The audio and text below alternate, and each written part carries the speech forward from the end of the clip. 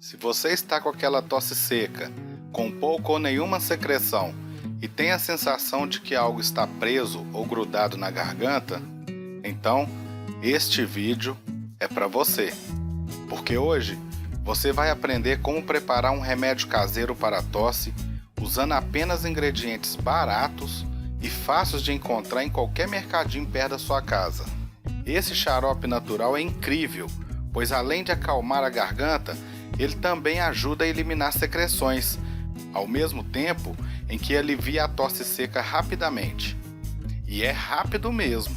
Olá, aqui é o Carlos Marques, e se você gosta de aprender sobre remédios caseiros e dicas naturais, eu te convido a clicar no botão vermelho abaixo para se inscrever no canal e ativar o sino de notificações, para não perder nenhuma receita caseira que eu postar aqui no canal. Combinado? Vamos aos ingredientes e ao modo de preparo do nosso remédio caseiro para a tosse.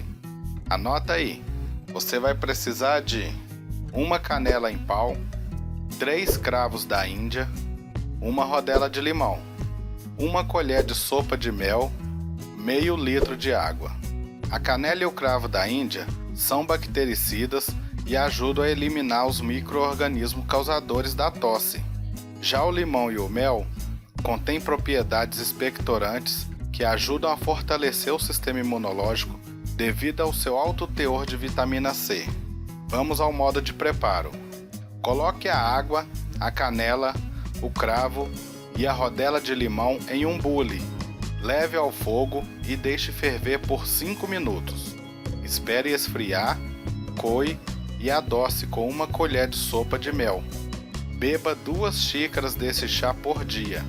Este remédio caseiro para tosse é contraindicado para bebês com menos de 1 ano, pois estes ainda não podem consumir o mel. Neste caso, pode-se recorrer à mesma receita, mas sem acrescentar o mel. Se você acredita que esse poderoso tratamento natural para a tosse possa ajudar a outras pessoas, deixe o seu like, se inscreva no canal e compartilhe essa receita caseira com sua família e amigos. Espero que tenha gostado da receita. Eu vou ficando por aqui. Sucesso no seu tratamento e até o próximo vídeo.